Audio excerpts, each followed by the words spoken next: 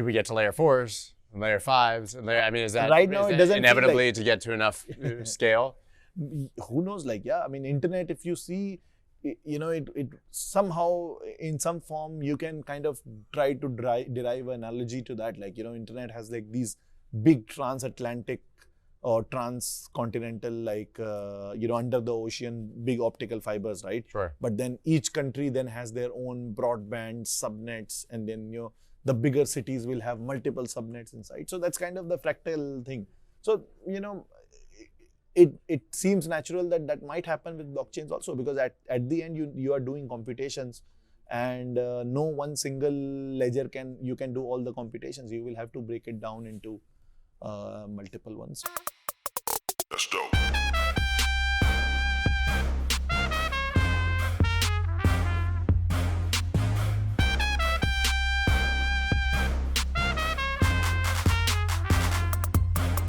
That's dope.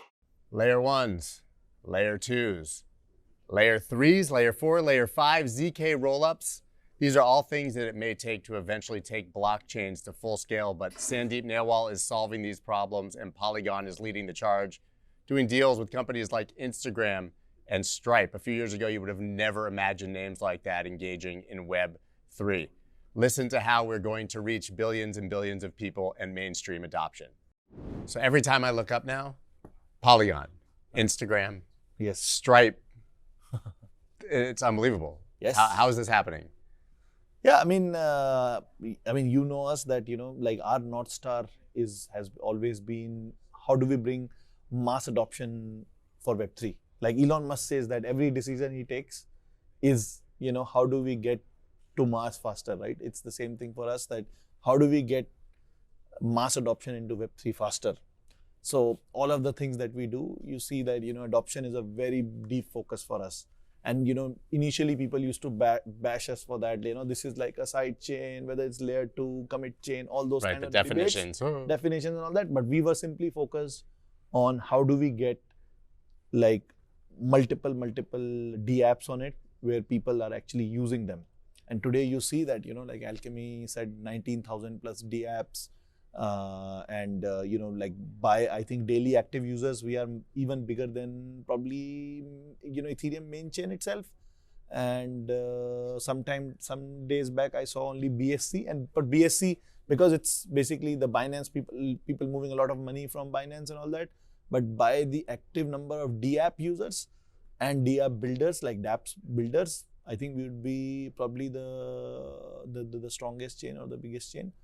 Definitely we are Ethereum ecosystem, so all our adoption is, like today only I tweeted that, what somebody's asking me, what is the biggest strength of Polygon? I was saying it's only one word, that's Ethereum. So, Ethereum community is what is looking for the scale, and they, find solutions, like they see solutions and then many of them end up choosing Polygon. It's easy, it works, and it's been there and it's secure for quite some time. It's one thing to have tens of thousands of dApps. It's another thing to have Instagram. Yeah. What are you doing with Instagram? So, Instagram recently announced that they are, integrating NFTs into it, and they have already made Ethereum and Polygon chain live. But, I can't discuss more, but, whatever, like, we have seen what they are doing. Their plans are pretty grand on the sense, and, in that sense. And, we were really, really impressed on how, Facebook leadership is thinking about it and how deep they want to play the Web3 game, right? It's pretty impressive. And this is just the start. So, we are very excited that as they roll out more features for creators and, communities and everything, I think it will be a big step forward for the whole industry.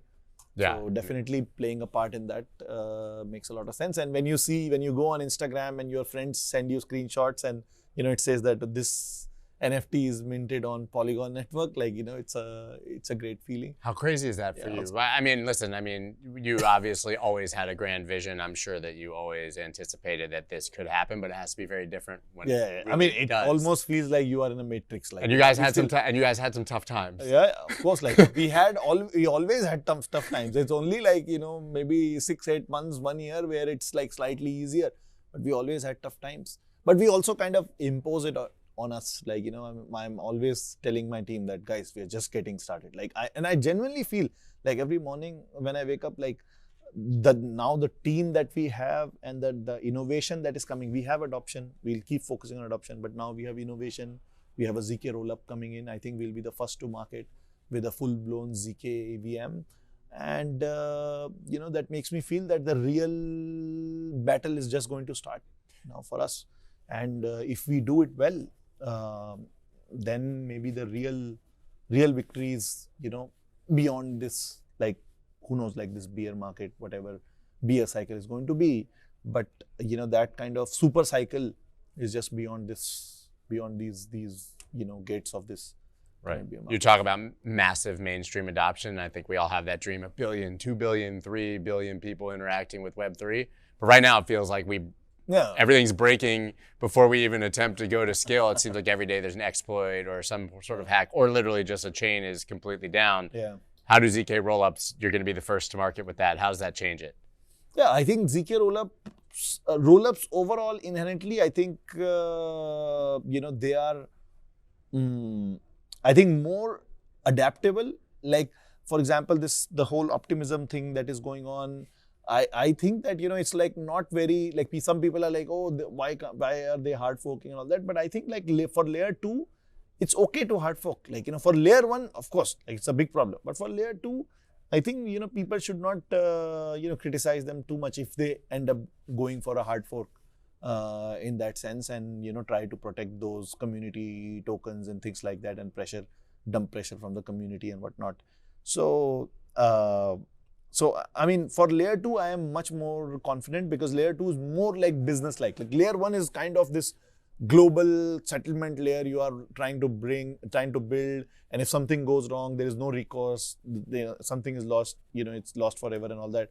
But on layer 2s, we are talking about layer 3s, these will be more business-like things. Like, you can't, like, if you are building a startup, let's say you are building a Web 2 app, and on day 0, you have to write the absolute final code, which you can never change. Yeah. It doesn't work like that, right? So you need those iterative, design patterns for your dApps also.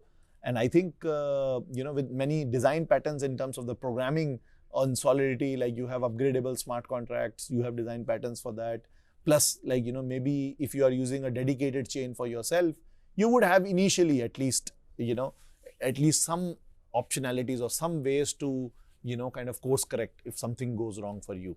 So, yeah, I mean, I think for layer 2 and ZK rollups and all that, I think it should be more suitable for, iterative development of products, which is very important for building like real startups, real applications, which can actually drive economic value. So, yeah, And will they be able to accommodate the next, I'm not going to say billion people, but the next 100 million, yeah, the next 200 million? As I said that, our vision is, mass adoption. And what we see is that today, with all the blockchains combined, I think the net daily active users would be hardly 2-3 million. Right, of course. Right. So the next goal is how do we reach from, let's 2-3 million users, or maybe like, let me talk about Polygon. Like today we are like 500K daily active users.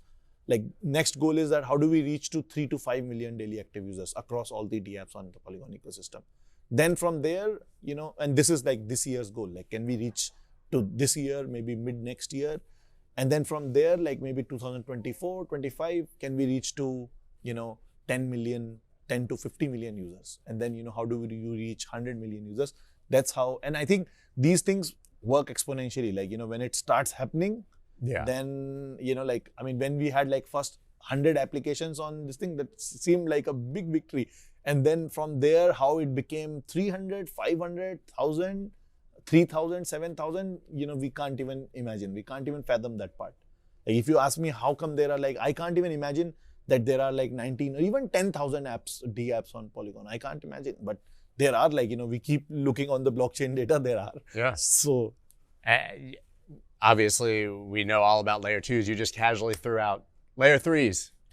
We're already layer 3? I think Starkware has been, talking about layer 3s. And I think it's a simple concept, like kind of that fractal context. Like, you have layer 2s, when they become strong enough, then you can have layer 3s which is a dedicated, application specific thing. So right? much Those smaller can be and much more specific. maybe much more centralized, but you still have some level of, community has some level of transparency on how the computation is being done. So, imagine like if Facebook wanted to bring 1 billion users on blockchain, like no blockchain can handle that. So they would probably be in the longer run be running a layer 3 or like, their own dedicated, chain infrastructure, whatever you want to call it, and then still be able to prove everything back on a public chain like Ethereum that, okay, everything has been computed correctly. And that's the guarantees that you want. Of course, it will not be censorship resistant and few other things, but, users will choose those solutions with trade-offs, right? And eventually there will be more like even censorship resistant products like that. Do we get to layer 4s, and layer 5s? I mean, is that right now is it that doesn't inevitably feel like, to get to enough scale? Who knows? Like, yeah, I mean, internet, if you see, it somehow in some form you can kind of try to derive an analogy to that. Like, internet has like these big transatlantic or transcontinental, like, under the ocean, big optical fibers, right? Sure. But then each country then has their own broadband subnets, and then, the bigger cities will have multiple subnets inside. So that's kind of the fractal thing. So, it seems natural that might happen with blockchains also, because at the end you are doing computations, and no one single ledger you can do all the computations. You will have to break it down into multiple ones. So do you think that it all eventually comes back and settles on Ethereum? Yeah. I definitely think so. Like, I think as a settlement layer for this internet of value, I think Ethereum has by far won that. I think that's why we don't see any other layer 1 competing or doing anything. It's like all marketing stuff and all that. We don't think that that's going to happen. Do you have any doubts about the merge, that there could be any sort of problem transitioning to proof of stake and going to Ethereum 2.0? As of now, it looks very positive because, the Ropsten recently merged, and I think 1 or 2 testnets more will merge. It looks like technically it's all good. But definitely when people start using those D apps and all that, like then only we'll get to know that are there any hidden kind of, although it should not be EVM level issues, but who knows, like, it's such a complex system.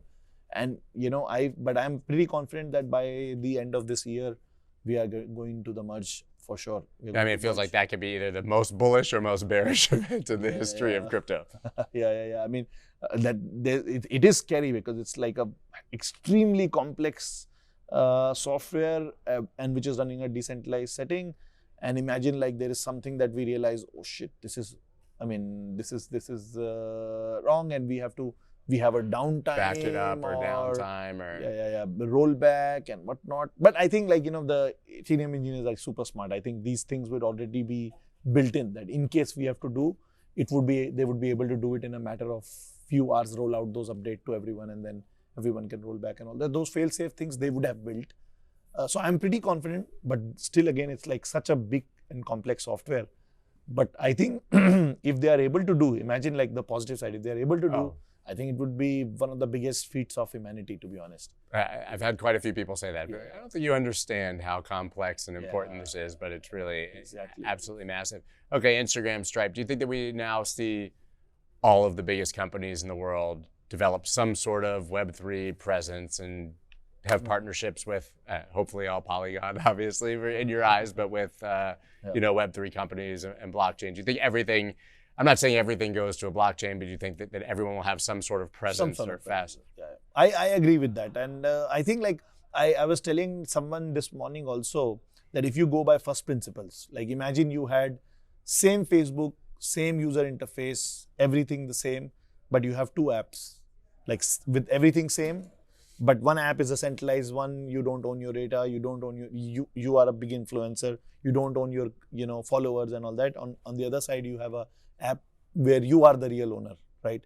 Which one you would choose? Obviously, the one where I'm the owner. Right. So if you go by first principles and you remove the noise, it's very clear that we are, as humanity, this is our next step of evolution in a way, right? In evolution of our intelligence and our collaboration, how we work, how we do business and all that. So I have no doubt that, almost everyone is going to come to blockchain sooner or later. I'm glad you're building it, man. Thank you so much. It's always a pleasure. It's great to finally sit with you in person after all those conversations through a screen. Same here, same. And I almost felt like, we have met in person before also, because we have been on so many calls. But that's the world now. Yeah, that's what is so crazy is we can do all this stuff digitally. I think that's bullish for crypto. Yeah. Thank you so much for listening to this episode. If you haven't already left a rating or a review on Apple Podcasts or Spotify, please do that now. Spotify just added ratings, so please go ahead and click that 5-star. I'll see you guys next time.